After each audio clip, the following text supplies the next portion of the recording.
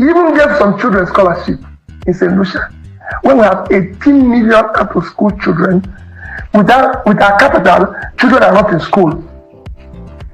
So that's no governance. The country needs governance. I mean, are we looking for saints to run this country? No, we're looking for competent persons with capacity, character, and compassion. So we don't belong to a gang of saints? No. Sense that, even sense. Gregory. But you're not the same. No, sense, and a combination of the great saints, Peter and Gregory. So it's not just that, and Peter. But in character, you're not a saint. No. In character, a leader must be somebody, I said, must be competent. He must have character and behavior, public conduct to show that this is right, this is wrong. Let me ask you, and I'd like you to clarify this, because I watch a lot of conversation around you, and around every major political figure in this country. How do you clarify this reputation that you work for the Abacha government? Or in the Abacha government? So I've never worked for government before I became governor. I can tell you that. Did you do anything in let me clarify for you. I've never worked for any government before. I was a very successful businessman. And everybody knows that. I was a very successful businessman. I built my business from scratch to something of recruiting. As a businessman, I'm also part of those who were controlling trade in Lagos then. There was a time during Abacha's government. It didn't happen during Obasanjo's government.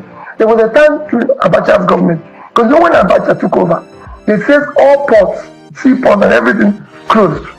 So they came out with a policy that caused congestion in our ports, even the airports. Goods were not being cleared, goods were not being exported and everything. And some of us felt, no, we need to go and see the head of state then, or at least the commissioner of Minister of Finance, who was I think it was Annie. So we came to Abuja, about 50 of us. We had an audience with the Minister of Finance and the President and the head of state then, and we were able to elucidate the problem we're facing. It should take some of us who are the leaders, should just form a committee to decongest all the ports in Nigeria. And there were about 10 or 20 ports. Make sure that in each committee, one of us is involved. That's the only thing I had to do with the port. And then when we finished, which lasted maybe 2 weeks, 3 weeks, they said, it is now time to probe and reorganize the port, because I had written in one of my comments that Nigeria Port Authority is the only port I know in the world that have an office outside its country of operation. And coupled that they've seen, they said, you become a member of the panel. He said, if anything, I was a member that tried to reorganize and sack people. Saying, you are going to do with working government. I've never met Abacha, I don't know him, I'm not in the military. Saying, everything I've done in my life is in the public space. I mean, you seem to campaign more about frugality than investment. Those who say those monies that you're talking about that you're leaving could have been invested. So I invested it. I invested in education, which is the most critical investment any nation can do.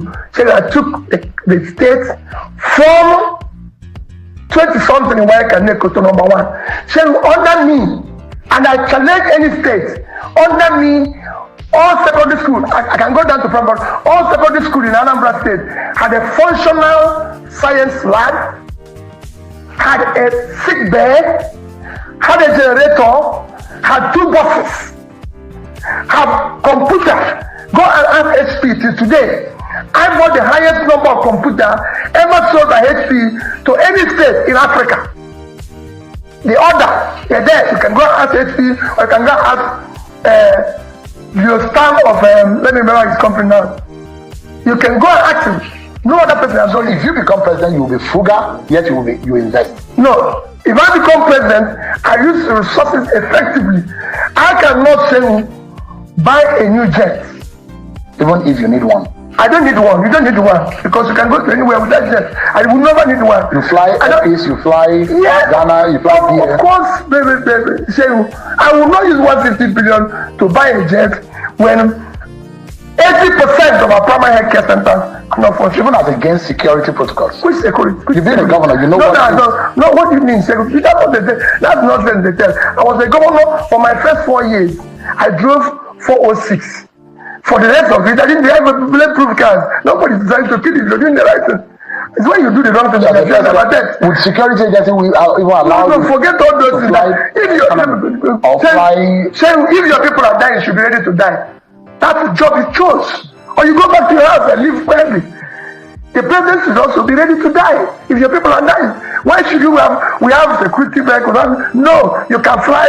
Who is protecting you in the air? If you catch everybody dies, the British Airways flies every day. How many people have died? Are they going to provide you security in the air? Let me take you to what is important for our nation today is the alternative and the options that we have as a people, the hope of a better Nigeria. And economy is very key.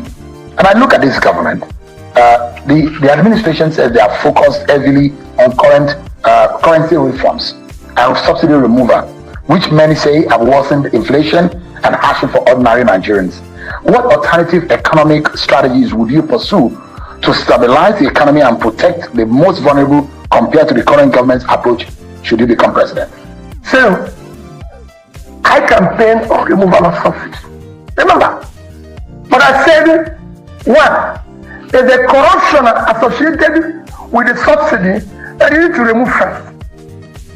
If you have removed it, that's what I said, yes, but it was done in a disorganized manner. So everything is about organization. There's a corruption associated with it that you need to remove first to know the actual subsidy and organize how you can gradually deal with whatever is remaining, and people must have to see the alternative. So when this government removed subsidy, you know what they said? They said is to stop borrowing to sustain it. So this government has borrowed more than government of Yaradua, Jonathan, Buhari put together. As at the time Buhari left, so our debt was about 80 trillion. Today we're almost 180 trillion. Without anything to show for it. Is it a country to borrow as a government? No. So these are part of the laws I want to change. We must now make a law that all borrowing must be for investment. In critical areas of development. You don't borrow for consumption. Without that, you waste everybody's time. Say, I'm a businessman. There's nothing wrong in borrowing. If I borrow to build factory, it's different if you borrow to bury your father. Because your father is of no value. It's gone. It's just consumption. That's why I keep saying that I want to move this country from consumption to production. For example, what would you borrow for if you were president? So I'll borrow to finance education. I'll borrow to ensure that Nigerians have power. I can go on and on. There's so many things. How long can it take you, for example, to fix Nigerian power situation? So you went to Egypt. Thank you. So let me learn from them. That's it. It took Egypt 5 years. So we're not going to fix overnight. But remember what I said. Nobody expects 100% success. They want 100% effort. If development and what you do, governance must be measurable. So if we decide, okay, we are now at 4,000. So we can decide I'm only going to do 8,000. But annually, there must be improvement. How would you do it? How would you fix power? It's not rocket science. Egypt, I'm not saying now. Say with the 3 countries that improve power in the recent time, unless one did it yesterday, at the time I went to Egypt, we are 3 countries in the world. India, Vietnam, and Egypt. And those are developing countries. So, governance is about learning from best practices. It is not rocket science. So what do you feel? Have you identified why I'm over 40 and I've not, in my lifetime since I was born, I've not experienced constant electricity, and my children were born into a similar situation? The question is, have you identified what the problem is? Yes, the problem is in failure of leadership.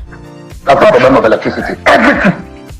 If you have a determined leader, he will learn, he will ensure implements it vigorously.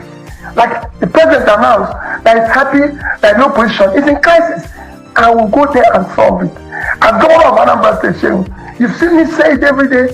All Jesus Okaru is there. He came to campaign for Chekunife. I gave him the vehicles that took him to the campaign. When he finished, he came to my lodge, ate lunch in front of me, standing this way, which is standing this way. He said he has come to campaign, that I have done well, which will replace me, that I was in that election. And when I went to the go say, oh Peter, you're 2 weeks. I said, I get the people going to vote. When the people voted, they voted for me. So the same thing that president is doing by employing or appointing Nyesom Wike as FCT minister and empowering the opposition, is that the kind of thing you're describing? No, it's not empowering the opposition. I want strong opposition parties. If let's say I'm president today in one party, I want strong PDP.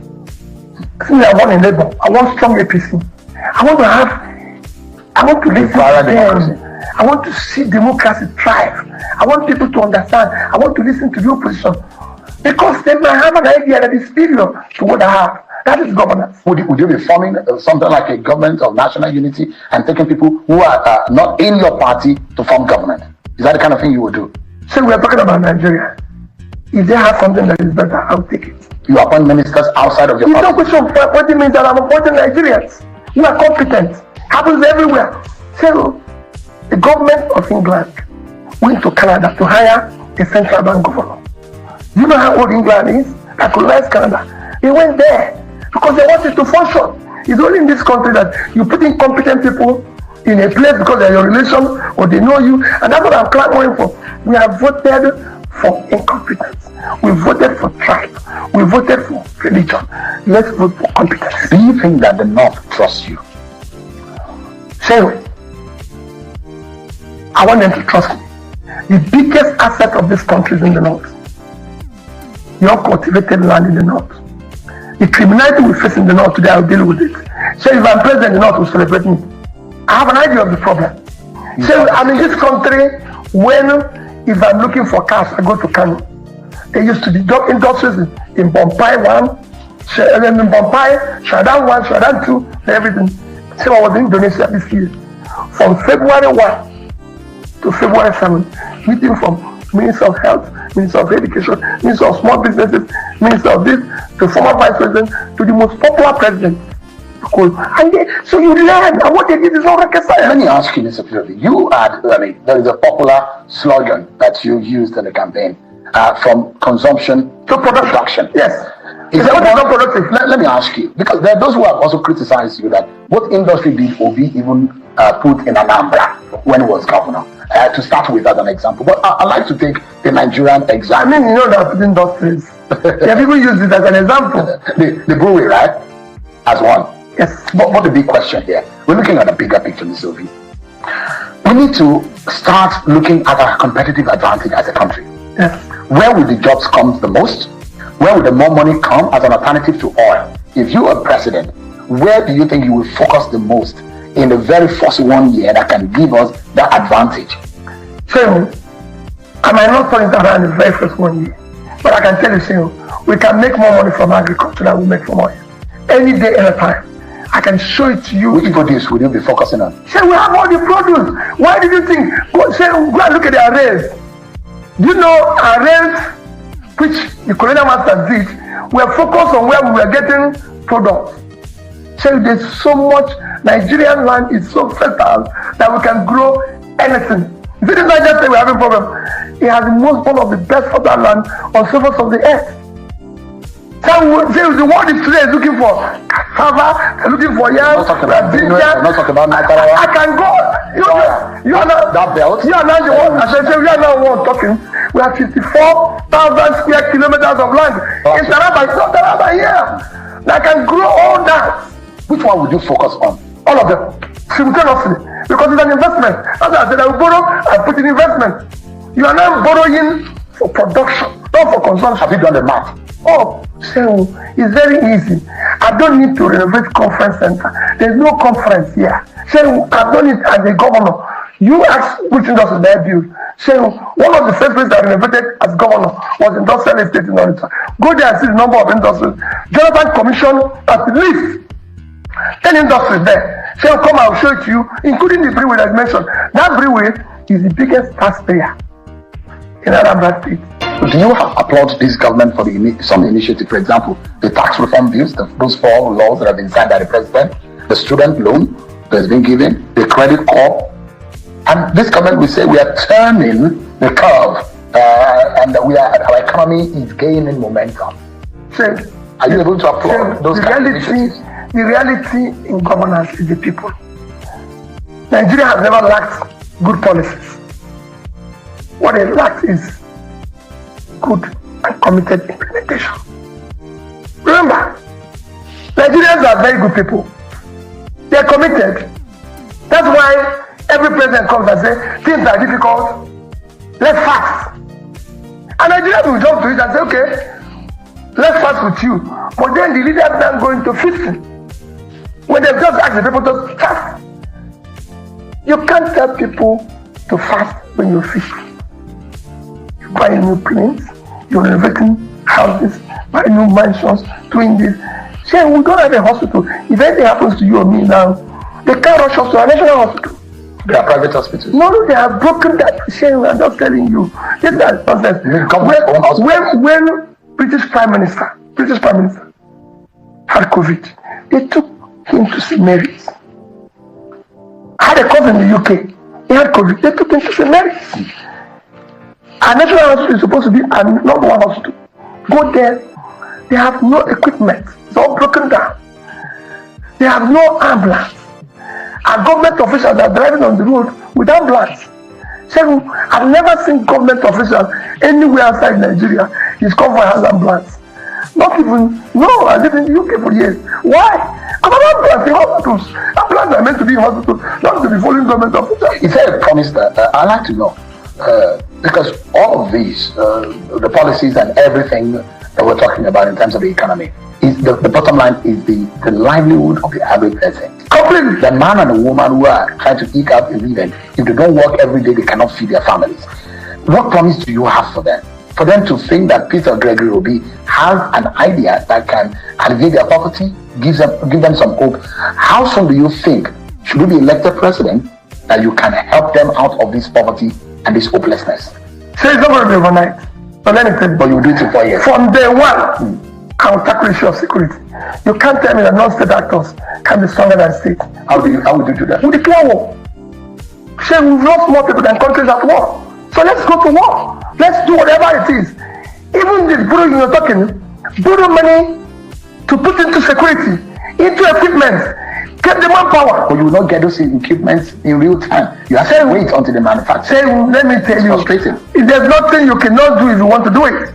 It's frustrating. So this government doesn't have the willpower or what? Say, I just told you, people are being killed. They are not even there. They are commissioning bus stations. So you cannot tell me that I, Peter, will be sitting where we have 10 soldiers die, which I'm not sure are police die and everything, which I'm not sure they're being killed. And my job is to sit for 2-3 hours where they're commissioning bus station. Say, I will not do it. I will shut it down and go out there. You declare state of emergency on security. No, if there's a war, we declare war. We can be at war. There's nothing wrong in saying our country is at war. You, by yourself as the commander-in-chief, go to the war front. I can tell you, saying, I might not go physically, but I'll go. Because I'll be with the people there. They will know I'm with them. What are they? Yeah, exactly. This has happened to me as a governor. I wish you can go and meet my police commissioners when we have problem. One is in John Haruna. We have one in alive, Bello from Kwara. I told them we are at war. You must see me 24 hours. Ask them, or ask my commander of the army when I was there. He's in Abuja here. Ask him, I told him we are at war. And then you can see me anytime. I must stop this criminality. And I'm happy that if you look at an interview from then AG Abubakar, I say for 5 years, we've not had issue of bank robbery, major crime in Nnamdi State. But there was rate of the kidnappings and a few of those. There's nothing you will not see anywhere in the world. The kidnappings in America, the people in America. The difference is that if anything happens, there's a reaction from government. People want to see government. Have alternatives, on how to solve, because we've been employing the same techniques over the years. Have you learned a new way to solving this insecurity problem? There is so many. Even I told you, there's what they call natural insecurity. That is pulling people out of poverty. So by the time you invest, the entire state in the north cumulatively, over the past 2 years, have not been able to support their SMEs with more than maybe, let me be generous, 50 billion. I've been to 2 states in the north who told me they applied for Bank of Industry.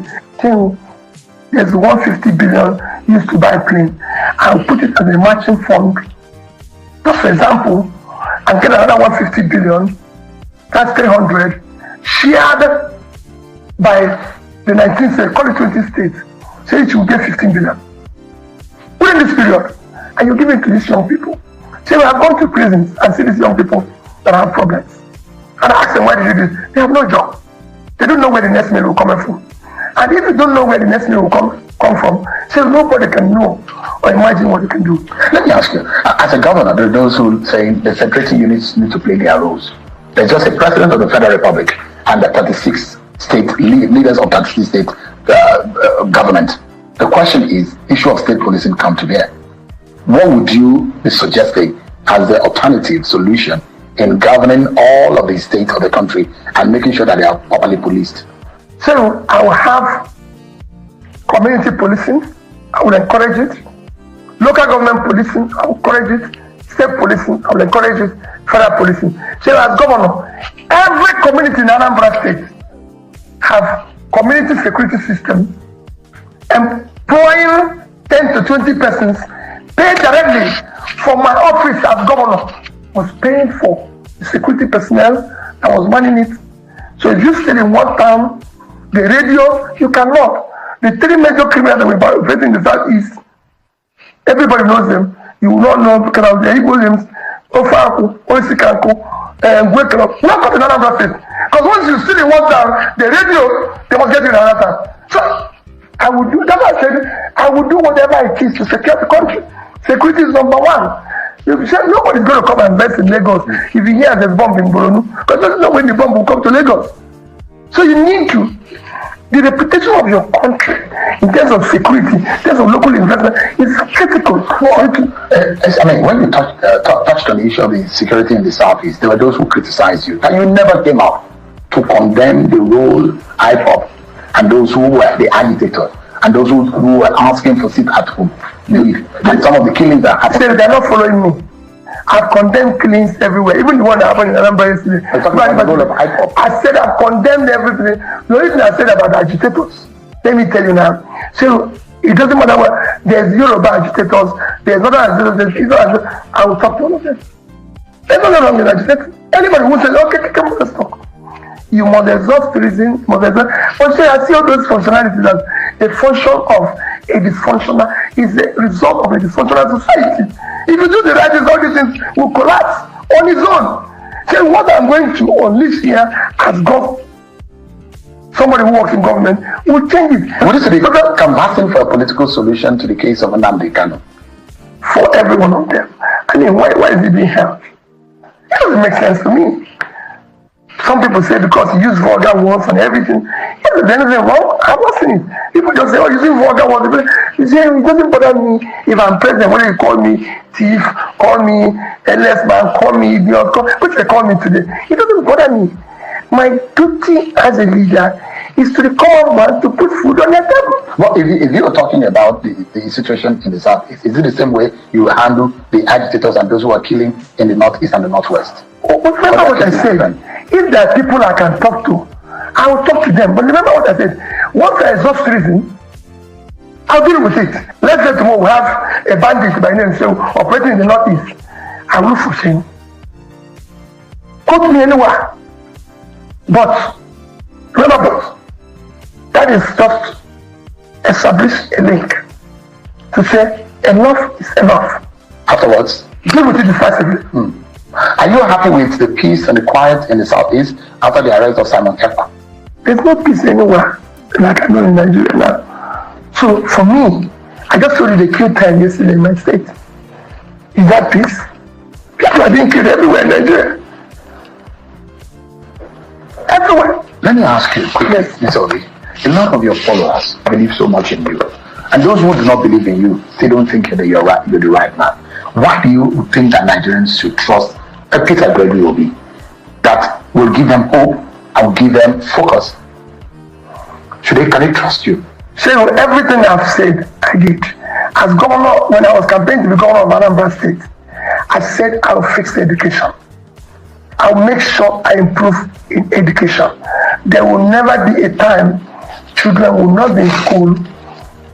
I can show you education increase. It became better. I said we're going to deal with the issue of health. We didn't have one single school of nursing and school of midwifery.